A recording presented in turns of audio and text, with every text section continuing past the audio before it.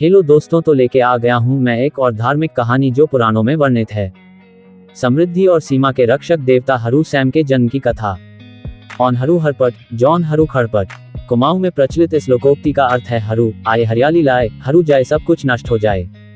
हरु के साथ हमेशा सैम देवता के भी मंदिर होते हैं। हरु और सैम दोनों भाई हैं, ये पुराणों में अलग अलग मत हैं। हरु और सैम के जीवन की गाथा ही हरु सैम की जागरों में गाई जाती हैं। बहुत साल पहले निकंदर नाम का एक राजा हुआ करता था। राजा निकंदर की बेटी का नाम था कालानीरा। एक बार जब हरिद्वार में कुंभ का मेला लगा तो कालानीरा ने अपने पिता से कुंभ में जाने की अनुमति मांगी। पिता ने लंबी यात्रा में अकेली पुत्री को भेजने से मना किया, लेकिन बाद में कालानीरा की जिद के आगे पिता ने हारकर उसे अनुमति दे दी। निकंदर ने अपनी पुत्री को अनुमति एक शर्त पर दी कि वह गंगा में डुबकी नहीं लगाएगी, बल्कि घुटनों तक के पानी तक ही गंगा में। कालानीरा ने पिता की बात को मान लिया और हरिद्वार के कुंभ में चली गई। हरिद्वार के कुंभ में लाखों साधु सन्यासी गंगा स्नान के लिए आए थे। कालानीरा ने एक कुटिया गंगा के तट बनाई और अगली सुबह गंगा स्नान के लिए गई। पिता की आज्ञा अनुसार उसने घुटनों तक ही गंगा में अपने पैरों को डाला। इतने सारे साधु सन्यासियों को गंगा में डुबकी लगाता देख कालानीरा का मन भी गंगा में पूरी डुबकी लगाने का हुआ। कालानीरा ने पिता की बात न मानते हुए गंगा में डुबकी लगा दी। यूं ही कालानीरा ने गंगा में डुबकी लगाई, सूर्य की पहली किरणें भी गंगा नदी पर पड़ गई। जैसे ही कालानीरा डुबकी लगाकर गंगा से बाहर निकली तो उसे आभास हुआ कि वह गर्भवती हो चुकी है। लोक लज्जा के डर से कालानीरा बहुत भयभीत हो गई और घर न लौटकर जंगलों की ओर चली गई। जंगल में उसे गुरु गोरखनाथ तप करते हुए दिखे। गोरखनाथ जिस स्थान पर तप कर रहे थे वहां की धूनी बुझ चुकी थी, पेड़ पौधे फूल सब कुछ सूख चुके थे। कालानीरा ने वहीं रहकर लकड़ियां एकत्र की और धूनी जला दी। जल से सींच कर फुलवारी को हरा भरा कर दिया। जब गुरु गोरखनाथ की ने आंखें खोली तो वे अत्यंत प्रसन्न हुए और कालानीरा को वरदान मांगने को कहा। कालानीरा ने गुरु गोरखनाथ से मृत्यु का वर मांगा। कालानीरा के इस अजीब बात जो सुनकर गुरु गोरखनाथ ने उसका दुख सुना और उसे वरदान दिया कि तुम्हारा पुत्र पराक्रमी होगा और देवताओं की तरह पूजे जाएगा। कुछ दिनों बाद कालानीरा की बाईं कोहनी से एक पुत्र का जन्म हुआ, जिसे गुरु गोरखनाथ ने हरु नाम दिया। कालानीरा अब गुरु गोरखनाथ के आश्रम में ही रहने लगी। एक दिन कालानीरा स्नान के लिए नदी किनारे गई और अपने पुत्र हरु को गुरु के आश्रम में छोड़ गए। हरु अपनी माता की रक्षा के लिए माता के पीछे पीछे चला गया। नदी किनारे कालानीरा पर लटुवा मसान ने हमला कर दिया। मां पर लटुवा मसान का हमला देख हरु लटुवा मसान की गर्दन पर चढ़ गया और उसे मार दिया। दूसरी तरफ आश्रम में हरु को न देख गुरु गोरखनाथ को लगा कि शायद बालक को किसी जंगली जानवर उठा ले गया है। तब गुरु ने अपने तप से घास में प्राण फूंक कर एक बच्चे को उत्पन्न किया। जब कालानीरा अपने पुत्र हरु के साथ आश्रम में आई तो दो बालकों को देखकर चकित रह गई। गुरु गोरखनाथ ने कालानीरा को आशीर्वाद दिया कि इनमें जो जन्म का ज्येष्ठ है वह हरु और जो कर्म का ज्येष्ठ है वह सैम कहलाएगा, और इस तरह सीमा के रक्षक और समृद्धि के देवता हरु सैम का जन्म हुआ। हरज्यू और सैम देवता एक साथ चलते हैं और उनके मंदिर भी एक साथ है। हरज्यू और सैम देवता की जागर कुमाऊं में लगाई जाती है और इनकी जागर में हरज्यू सैम की जन्म कथा के बारे में ही व्यथा सुनाई जाती है। जय गुरु गोरखनाथ बाबा की जय। जय हरज्यू देवता की जय। जय सैम देवता की जय। जय गोलज्यू देवता की जय। जब हरु देवता ने 12 साल की कैद से मुक्त कराया सैम देवता को, कुमाऊं के जागरों में छिपुलाकोट का हार के नाम से सैम की एक जागर गाथा गाई जाती है, जिसमें बताया जाता है कि सैम छिपुलाकोट की रानी पर मोहित हो गए थे तथा इसके फलस्वरूप वहां के राजा ने उन्हें बंदी बनाकर बंदी गृह में डाल दिया। उन्हें कैद में रहते रहते 12 वर्ष बीत गए। तब एक दिन उनके भाई हरु ने, जो कि हंसुलाकोट में अपनी मौसी के पास रह रहे थे, धूमाकोट के शासक अपने भांजे गोरिया को साथ लेकर छिपुलागढ़ जाकर वहां के प्रमुख प्रहरियों स्यूराप्यूरा को अपने पक्ष में करके गुप्त रूप से किले में प्रवेश करके थोड़े से युद्ध के बाद सैम को बंदी गृह से मुक्त करा लिया। एक अन्य जागर गाथा के अनुसार औरतों के ताने से आहत हरु छिपुलाकोट की रानी को प्राप्त करने के लिए गए और वहां पर छिपुला बंधुओं ने उन्हें बंदी बना लिया तथा बाद में उनके छोटे भाई सैम तथा भांजे गोरिया द्वारा उन्हें रानी सहित मुक्त कराया गया। एक अन्य कथा भी पुराणों में वर्णित है। जब बाला हरु हंसुलीगढ़ में अपनी मौसी के पास रह रहे थे तो एक दिन अपनी मौसी के पशुओं को लेकर उन्हें चराने के लिए पीपल चैरंडी के चरागाहों की ओर ले जाते हैं।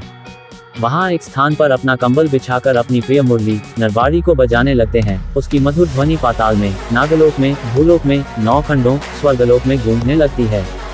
उस ध्वनि से मोहित होकर इंद्राणी अपने पति इंद्र से पूछती है, यह इतनी मधुर ध्वनि किस जीव की है? इसे मरवा कर तुम इसका कलेजा मंगवाओ। तब इंद्र अपनी विशेष परियों को बुलाकर कहते हैं, तुम भूलोक में जाकर इस ध्वनि स्रोत का पता करो। इंद्र की सेवा में रथ हरु की मां कालीनारा को ध्यान आया कि कहीं यह उसके हरु की मुरली की धुन ना हो, क्योंकि वह भी ऐसी मधुर ध्वनि से मुरली बजाता है। अतः उसने उन्हें जाने से रोक दिया और स्वप्न में हरू के समक्ष उपस्थित होकर उससे कहने लगी, पुत्र तुम्हें क्या कष्ट है, तूने इतने उदासी भरे स्वर में बंशी क्यों बजाए? वह बोले, मुझे भाई बंधु इष्ट मित्र किसी ने कुछ नहीं कहा। मेरा भाई सैम 12 वर्ष से छिपुलाकोट के महल में बंदी पड़ा है।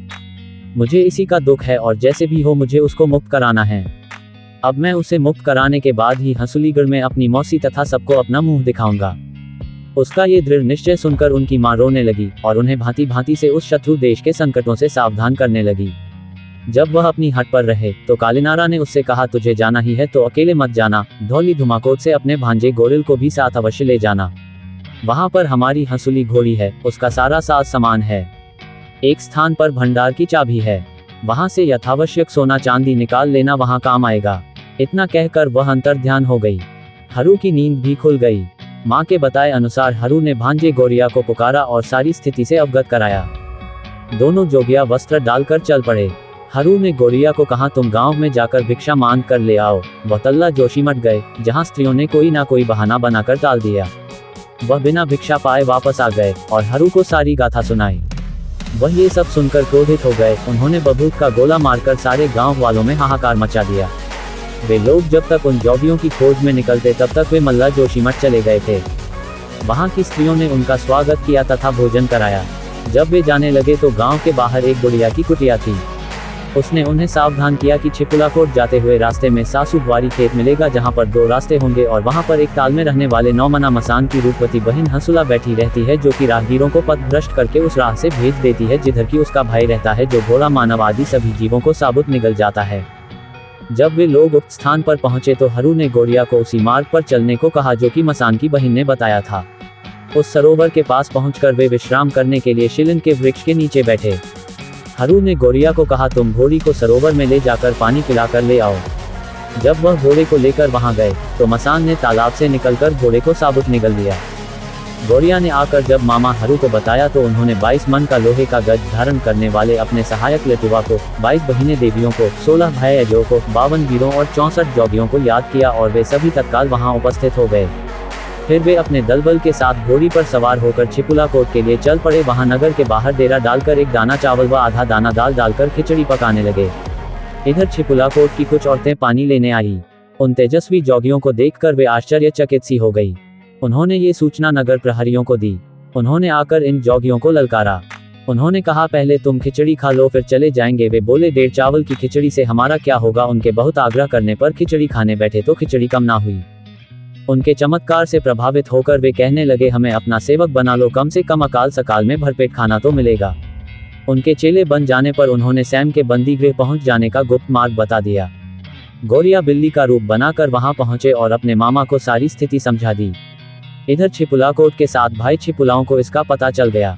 दोनों दलों के बीच भयंकर संघर्ष हुआ। हरू, स्यूरा, प्यूरा तथा अन्य वीरों की सहायता से उन सबको परास्त कर सैम को मुक्त कराकर ले आए। हरज्यू और सैम देवता एक साथ चलते हैं और उनके मंदिर भी एक साथ है।